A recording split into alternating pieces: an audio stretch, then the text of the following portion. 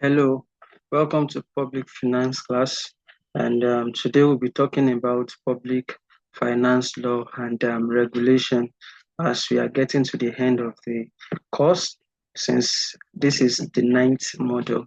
And the content of the module will be the legal foundation of public finance. We'll look into the legal foundation of public finance.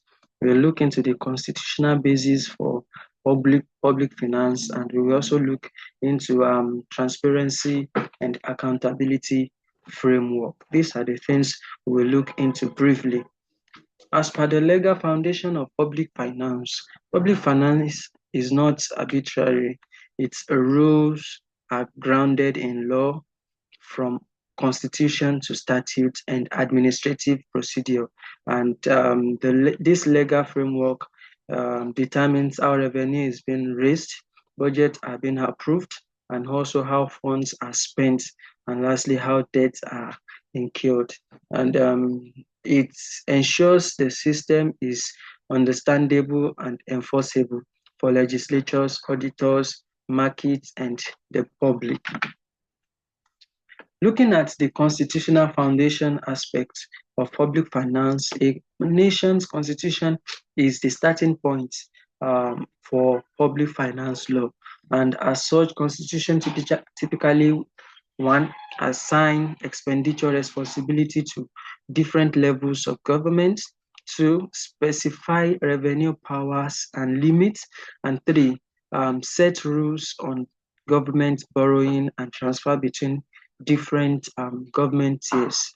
And these constitution principles are then translated into specific operational rules through public finance laws. We also have the statutory framework, and for the statutory framework, the public finance is structured by specific laws and instruments that provide detailed rules. Example of this statutory framework includes the budget laws and the Public Finance Act.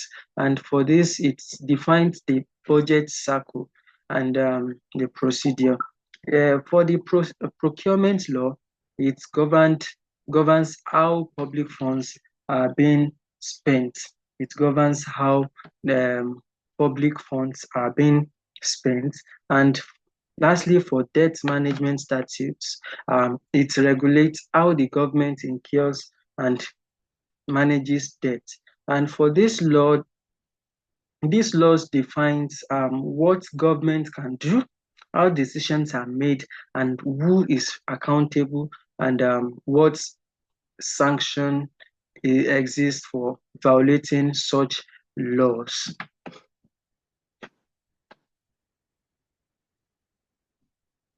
We need to look into the roles of independent institutions. And when we talk about the independent institution as per public finance, example of them are the Supreme Audit Institution, we have the Parliamentary Budget Office and the Debt Management Office. So independent institutions are crucial for ensuring accountability and transparency. And just like I said, the examples are the Supreme Audit Institution, and they are vested with the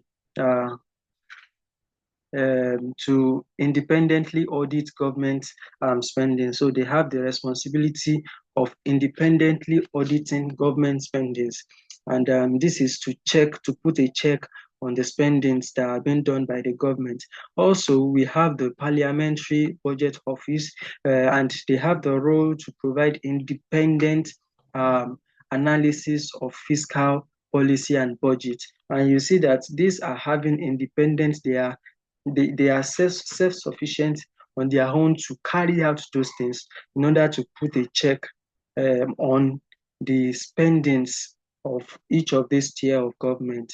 And we also have the Debt Management Office, and they have the role to oversee the management of government debt, so that at least they will be able to, not that they will just be going to get money anyhow. No, it will be on a purpose, and they will be able to look into it as it's been collected.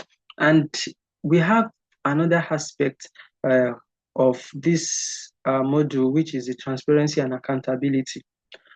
When we talk about that, contemporary public finance emphasizes transparency and accountability, and this is actually very important as key legal and practical priorities. And these are ensured through frameworks such as one, transparency law, two, fiscal reporting standard, and three, access to information regimes. And this framework creates the informational and institutional check needed for responsible fiscal management.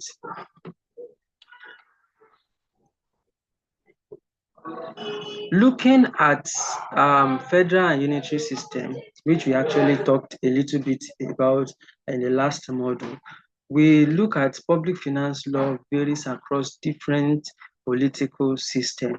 And we've talked about that federal system and unitary system. So how do the laws vary across these two systems? Under federal system, constitutional foundation allocates fiscal power and responsibilities between federal and subnational government, and you see that the system is backed by constitution, and that is why when we talk about it in the last module, we're able to see that it's between the central government and the subnational government.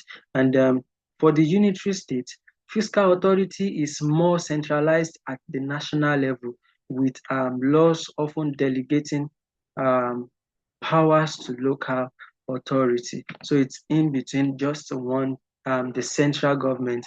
The laws gives room for a centralized government, one system whereby they will have to delegate authorities to the local aspect or levels of a government.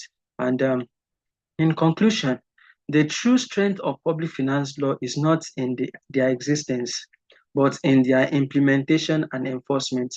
Common challenges include implementation gap due to a lack of political will or institutional capacity.